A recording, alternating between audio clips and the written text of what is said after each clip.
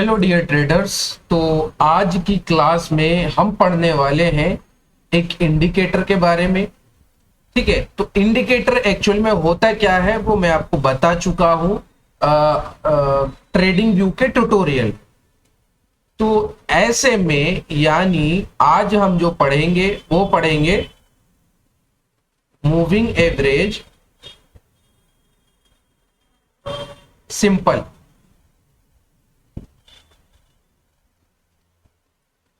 ठीक है, ये एक बहुत ही अच्छा इंडिकेटर है जिसको आप अपनी स्ट्रेटजी में शामिल कर सकते हो।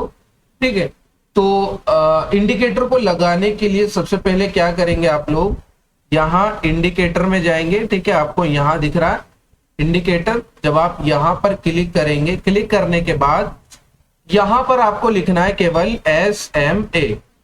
जब आप ऐसे में टाइप करेंगे तो यहाँ आपके इंडिकेटर बॉक्स में मूविंग एवरेज सिंपल लिखा हुआ आ जाएगा। अभी आपको क्या करना है, इसको सिंपल तरीके से लगा लेना, एक बार क्लिक करना, उसके बाद ये आपका अप्लाई हो जाएगा। अभी सबसे पहले देखो ये है क्या, काम किस तरह करता है वो समझ लेते हैं। ये है एक मूविंग एवरेज, यानी कि कैंडल्स की चाल को बताता। अब कैंडल्स की चाल को कैसे बताएगा भैया, ये एक तरीके से स्मूथ डाटा आपको बनाकर दे देता है आपके कैंडल्स की चाल के अकॉर्डिंग। ठीक है, जब आप यहां पर देखेंगे SMA के बाद क्या लिखा हुआ है, 9 क्लोज। ठीक है, 9 क्लोज, यानी ये जो 9 है ये इसकी क्या है, डिफॉल्ट वैल्यू। ठीक है, डिफॉल्ट वैल्यू है। तो डिफॉल्ट वैल्यू का क्या मतलब है, लेंथ का क्या मतलब है, इसको कहते हैं लेंथ। ठीक है, अभी देखो लेंथ यहां पर 9 है। 9 का मतलब क्या है, 9 का मतलब यह है कि यहां पर ये जो कैंडल है, यानी आपकी लाइव कैंडल। ठीक है, यहां मैंने बताया कि ये क्लोज पर वर्क करता है, क्लोजिंग पर। अभी जो क्लोजिंग होगी वो कौन सी होगी, वो लाइव कैंडल के पिछले वाले कैंडल का क्लोज होगी। तो इस लाइव कैंडल को छोड़कर जितने भी 9 कैंडल होंगे पहले, 1 2 3 4 5 6 7 8 एंड 9, ये 9। ठीक है, यहां से यहां तक मार्केट किस तरह से मूव किया उसका डाटा आपको बनाकर दे देगा। ठीक है, अभी इस एग्जांपल से समझते हैं। ये जो मूविंग एवरेज काम करता है ये कैंडल के क्लोज से काम करता है। किससे काम करता है, कैंडल के क्लोज से काम करता है। अभी ये ग्रीन कैंडल है और यहां पे है आपकी एक रेड कैंडल। ठीक है, समझ लेते हैं। और ग्रीन कैंडल का ओपन कहां होगा, यहां होगा, क्लोज यहां होगा। रेड कैंडल का ओपन यहां होगा और क्लोज यहां होगा। अब क्लोज से क्लोज तक ये वर्क करता है। तो हमारा जो SMA होगा वो किस तरह से अपनी लाइन बनाएगा, वो लाइन जो बनाएगा वो इस तरह से बनाए। ठीक है, यानी अभी जो चाल है मार्केट में इस तरह है। देन इसके बाद अगर कोई रेड कैंडल दोबारा बनती है, उसका क्लोज उसका क्लोज नीचे और ओपन ऊपर, फिर इसका जो मूविंग एवरेज बनेगा वो इस तरह से बनेगा। यानी कहने का मतलब क्या है कि पहले 9 कैंडल, उसके बाद 9 कैंडल, उसके बाद 9 कैंडल, यानी एक तरह से लिंक होती चली जाएंगी कैंडल्स, जिससे कि हमें एक स्मूथ डाटा पता चल जाएगा। तो इतना क्लियर है। ठीक है, तो यहां पर SMA क्या काम करता है, कैसे काम करता है वो समझ में आया। अब हमें इसमें थोड़ी सी सेटिंग्स करनी है। अच्छा, इंडिकेटर में सेटिंग्स करने के लिए क्या करेंगे, यहां पर इंडिकेटर पे जाएंगे, सेटिंग्स में जाने के बाद आपको इस तरह से इनपुट पैनल पॉपअप बॉक्स नजर आएगा। जहां आपको जाना है इनपुट में, आपको दिखेगा लेंथ। अभी लेंथ में क्या है, 9। ये क्या है इसकी, ये है इसकी डिफॉल्ट वैल्यू। ठीक है, डिफॉल्ट लेंथ। इसको बदलकर क्या करना है हमें, इसको बदलकर करना है 200 हमें कर देना। अभी 200 करने के बाद यहाँ स्टाइल में जाकर मैं थोड़ा सा इसका वेट बढ़ा देता हूं। ठीक है, थिकनेस, और कोई भी कलर रख लेंगे अपने अकॉर्डिंग। मैं यहाँ पे ब्लैक कलर रख रहा हूं। ठीक है, तो यहां पे मैं क्या करूंगा, ओके करूंगा। ठीक है, तो यहां मैंने क्या किया, सिंपल मूविंग एवरेज को 200 की लेंथ पर सेट कर दिया। अब इसका मतलब क्या है, पहले इस कैंडल को छोड़कर अब क्या करेगा हमारा मूविंग एवरेज, पिछले 200 कैंडल को रीड करेगा, देन उसके बाद पिछले 200 कैंडल को रीड करेगा, देन उसके बाद पिछले 200 कैंडल को रीड करके हमें एक डाटा दे देगा। अब देखो फर्क क्या है, अब यहां पर जो लाइन है हमारी कैंडल से दूर हो गई है, लाइन हमारी क्या हो गई, कैंडल से दूर हो गई, क्योंकि इस कैंडल से ये जो लाइव कैंडल है, पीछे का जो 200 कैंडल है वो भी तो दूर है, ठीक है, दूर है ना वो भी। तो इसी वजह से कैंडल के पास तब रहेगी जब यहां पर जो हमारी लेंथ है वो छोटी होगी। जितनी कम लेंथ होगी उतनी ही पास कैंडल होगी, ठीक है, और जितनी ज्यादा लेंथ होगी उतनी ही दूर हमारा मूविंग एवरेज लाइन बनेगी। ठीक है, तो यहां पे आपको कुछ नहीं करना है, सिंपल जो हमने पिछली क्लास में entry exit rules, real breakout, ठीक है, रियल ब्रेकआउट और ब्रेकडाउन पढ़ा है, और एंट्री एग्जिट पढ़ी है हमने। एंट्री एग्जिट कैसे लेंगे, विद वॉल्यूम एनालिसिस। अगर आपने वीडियो नहीं देखी है तो पीछे वीडियो हमारी देख सकते हो आप चैनल पे जाके।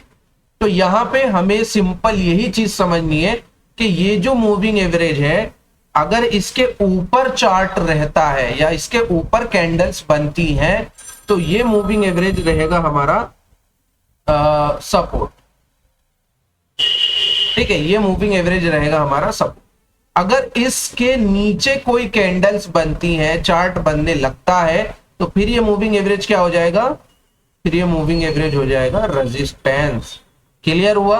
अब वही वाली क्लास आ गई सामने जो हमने सपोर्ट रेजिस्टेंस वाली क्लास करी थी, और उसमें मैंने बताया था कि किस तरह से ब्रेकआउट होगा तो किस तरह एंट्री लेनी है। तो यही सारी चीजें हमारे मूविंग एवरेज में अप्लाई होंगी। मैं फिर कह रहा हूं आप लोगों से, ये वीडियो आपको समझ नहीं आएगी एंट्री कैसे ली, एग्जिट कैसे किया, जब तक आप पुरानी वीडियो हमारी नहीं देखेंगे। ठीक है, तो इतना क्लियर हुआ आप लोगों को। चलिए, तो इसके बाद हम देखते हैं कि एंट्री कैसे लेंगे। भाई वही वाला हमारा सीन है, कौन सा, ब्रेकआउट होगा, यानी रियल ब्रेकआउट। अभी देखो यहां पे मार्केट क्या कर रहा है, यहां पे क्या कर रहा है मार्केट, एक तरह से साइडवेज रह रहा है मार्केट। ठीक है, साइडवेज मार्केट हो रहा है। और दूसरी चीज आप ये समझ लें पहले, तो जब भी नॉर्मल कैंडल्स के बाद, ठीक है, जब भी नॉर्मल कैंडल्स के बाद ये बड़े बड़े टेल वाले और इस तरह से छोटे छोटे कैंडल्स बनने लगेंगे मार्केट में, ये बड़े बड़े टेल्स और छोटे छोटे कैंडल्स जैसे ही बनने लगेंगे मार्केट में, तो आप समझ जाओ मार्केट में क्या है, ज्यादा वॉलेटिलिटी। और जब मार्केट ज्यादा ही वॉलेटाइल होती है तो हमें उस मार्केट को नॉर्मल होने का वेट करना है। ठीक है, नॉर्मल होने का वेट करेंगे तब जाकर एंट्री लेंगे। तो इस मार्केट में तो हम एंट्री नहीं बनाएंगे। क्यों नहीं बनाएंगे, क्योंकि यहां पर वॉलेटाइल ज्यादा होता है मार्केट, एंट्री एग्जिट करने में बहुत परेशानी होती है एज अ बिगिनर। ठीक है, जब आप एडवांस पढ़ेंगे तो सारी चीजें हम क्लियर करेंगे, इस मार्केट में भी किस तरह से एंट्री बनाएंगे। तो यहां देखो कितने बड़े बड़े टेल बन रहे हैं, और एक साथ इतने छोटे कैंडल्स और एक साथ इतने बड़े कैंडल्स, तो ये वॉलेटाइल मार्केट है। यहाँ पर जो बड़े प्लेयर्स होते हैं वो हम लोगों को, यानी रिटेलर्स को ट्रैप करते हैं। क्लियर हुई मेरी बात। तो ये तो जोन हमारे लिए एंट्री एग्जिट का नहीं रहा। और दूसरी चीज ये कि जब आपको दिखे कि ऊपर गया, फिर ब्रेकडाउन मिला, फिर ब्रेकआउट मिला, फिर ब्रेकडाउन, तो ये मार्केट में कोई भी रूल फॉलो नहीं हो रहा। अगर मैं देखूं यहाँ पे लो बन रहा है, यहाँ हाई बन रहा है, तो यहाँ क्या बना, यहाँ इक्वल हाई बना। ठीक है, देन इसके बाद यहाँ क्या बना, यहाँ बना हायर लो। अब हायर लो बनने के बाद हायर हाई बनना चाहिए, तो यहाँ देखो क्या बना, यहाँ पे भी कोई भी इस तरह से हायर हाई नहीं बना। तो यहाँ क्या हो रहा है, मार्केट में कंफ्यूजन क्रिएट हो रहा है और कंफ्यूजन वाली जगह पर हम कदम नहीं रखेंगे। अच्छा, बिल्कुल सिंपल तरीके से मार्केट को समझने की कोशिश करेंगे। ठीक है, तो देखो यहाँ पे मार्केट ने ब्रेकआउट किया, कैंडल्स यहां बना पहला, जिसको मैं ब्रेकआउट नहीं मानूंगा, जो हमारी थ्योरी है। ठीक है, जो हमारी थ्योरी है उसके अकॉर्डिंग मैं इसको ब्रेकआउट नहीं मानूंगा। ठीक है,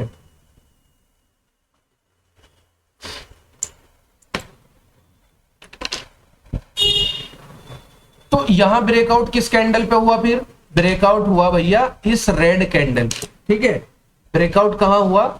इस रेड कैंडल पर ब्रेकआउट हुआ, क्योंकि ये जो रेड कैंडल बन रहा है यहां पे 100% किसके जोन में बन रहा है? 100% बायर्स के जोन में बन रहा है। और बायर्स के जोन में बनेगा तो जाहिर सी बात है बायर्स मार्केट को ऊपर ले जाने का काम करेंगे। अच्छा, मैंने देखा रियल ब्रेकआउट हो गया। रियल ब्रेकआउट होने के बाद क्या करना होता है हमें? बुलिश या बेरिश का जो रूल है वो फॉलो हो रहा है या नहीं हो रहा। इसके बाद देखो हाई ब्रेक होना चाहिए, इसके बाद ये हाई ब्रेक हुआ, देन मैं यहाँ पे क्या कर सकता था? एंट्री ले सकता था अकॉर्डिंग टू मूविंग एवरेज। अच्छा, मूविंग एवरेज के अकॉर्डिंग एंट्री लेंगे, लेकिन एग्जिट कैसे करेंगे? जो हमने पिछली वीडियो में पढ़ा, स्विंग्स के अकॉर्डिंग। ठीक है, स्विंग्स के अकॉर्डिंग हम एग्जिट करेंगे। क्लियर हो रही है मेरी बात? तो एग्जिट कैसे करना होता है मैंने बताया, स्विंग्स के जरिए। तो देखो यहां पर आपको स्विंग्स नजर आएंगे, स्विंग्स नजर आ रहे हैं आपको, मैं बता देता हूं। देखो ये रहे, ठीक है, ये रहा और ये रहा, ये तीनों स्विंग्स लगभग सेम है। ठीक है, ये तीनों स्विंग्स लगभग सेम है, तो हम यहां पर इस स्विंग को मार्क करेंगे। किसको? जो सबसे ऊंचा है इनमें, क्योंकि यहां पर गैप बहुत कम है। ठीक है, तो मैं यहां पे एक स्विंग बनाता हूं।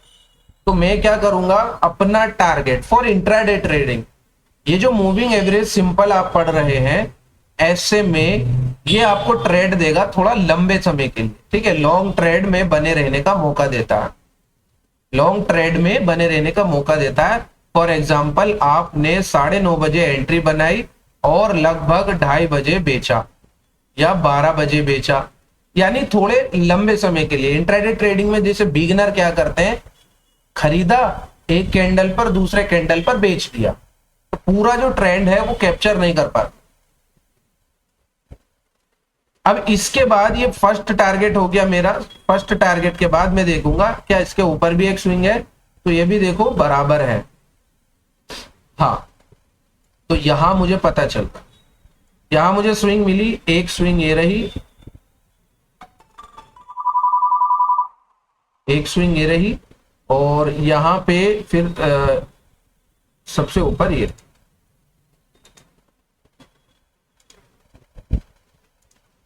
ये हो जाएंगे हमारे एग्जिट पॉइंट्स।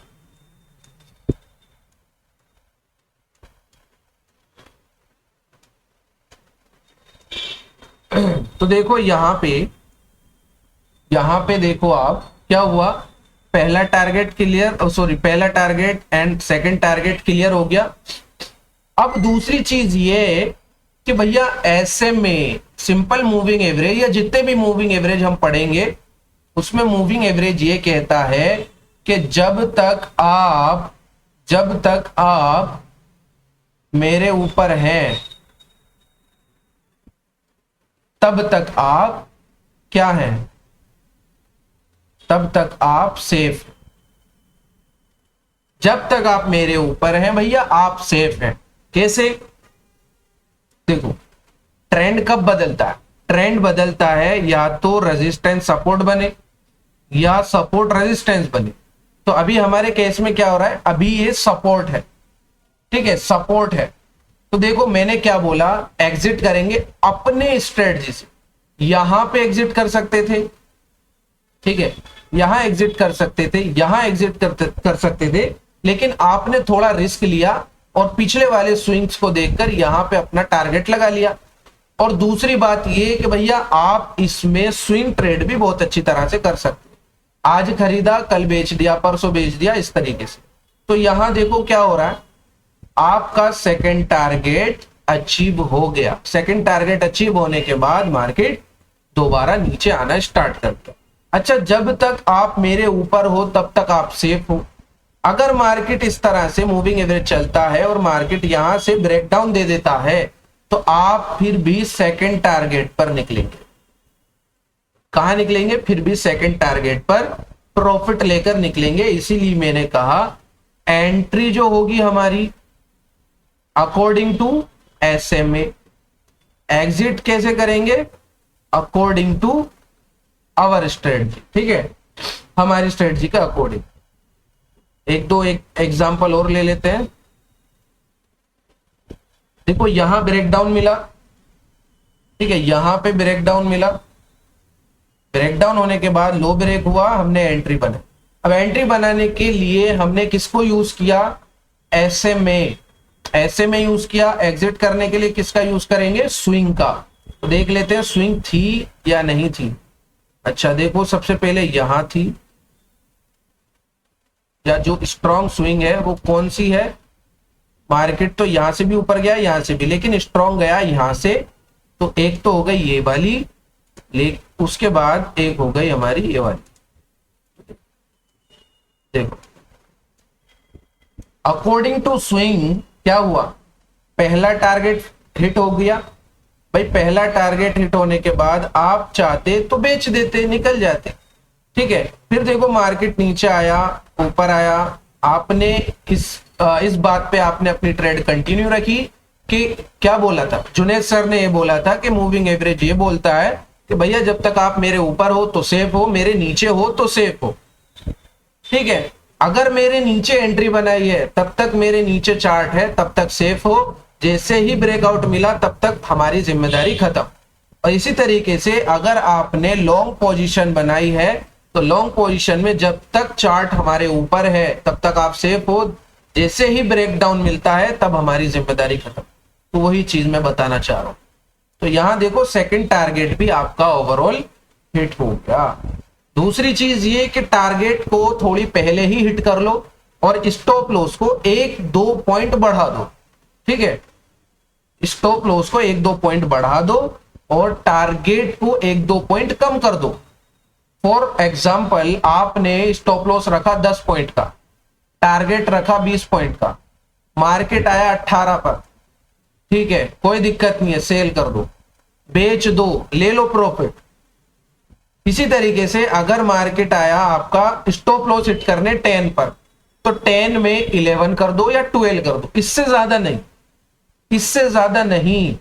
ठीक है, थोड़ा सा नीचे आने के बाद हो सकता है जो आपने यहां पर जिस तरीके से यहां पे मार्केट ने क्या किया, थोड़ा पहले ही ऊपर चला गया, सपोर्ट जोन से थोड़ा पहले ही ऊपर चला गया, क्योंकि ये सपोर्ट जोन या रेजिस्टेंस जोन ये लाइन नहीं है, ये लाइन नहीं है, ये क्या है? जोन है। जोन का मतलब है अगर 100 रुपए का प्राइस है तो 100 रुपए से 103 रुपए के बीच में क्या हो सकता है? सपोर्ट जोन हो सकता है। यहां इस जोन में बाइंग प्रेशर हो सकता है या इस जोन में सेलिंग प्रेशर हो सकता है। तो किसी एक लाइन को डिफाइन नहीं करना। इसीलिए मैं क्या बोलता हूं आपको, आप क्या यूज करो? आप यूज करो रेक्टेंगल। ठीक है, तो बहुत ही बेहतरीन चीज है। ठीक है, बहुत बढ़िया है। आप बैक टेस्टिंग कीजिए और प्रैक्टिस कीजिए। बाकी स्विंग ट्रेडिंग में और थोड़ा लॉन्ग टर्म की ट्रेडिंग में बहुत अच्छे से वर्क करता है ये। जैसे कि आप देख सकते हो, यहां से मार्केट इधर आया, सपोर्ट लिया, पीछे भी आप देखेंगे तो सपोर्ट लिया। ठीक है, सपोर्ट लिया, सपोर्ट लिया। ठीक है, तो ये बहुत ही अच्छी चीज है, ये काम करती है डायनेमिक सपोर्ट एंड रेजिस्टेंस के रूप। ठीक है, डायनेमिक सपोर्ट यानी चलती फिरती सपोर्ट एंड रेजिस्टेंस जहां पर ट्रेडर्स काम करते हैं। तो आज की क्लास आपको समझ आई तो कमेंट करें, अगर नहीं आई तो भी कमेंट करें। बाकी हमारा चैनल सब्सक्राइब करें आने वाली वीडियोस के लिए। और अगर कोई क्वेरी है, हमसे लाइव बात करनी है या लाइव मार्केट में आपको स्टॉक मार्केट सीखनी है, तो नीचे दिए गए नंबर पर कांटेक्ट करें। और बर्नी ट्रेडअप द्वारा लिखी जाने वाली ड्रीम प्रॉफिट बुक के द्वारा अगर स्टॉक मार्केट सीखनी है बहुत ही इजी लैंग्वेज में, तो नीचे दिए गए नंबर पर कांटेक्ट करें। बाकी हमारे साथ जुड़ने के लिए भी हमसे कांटेक्ट करें।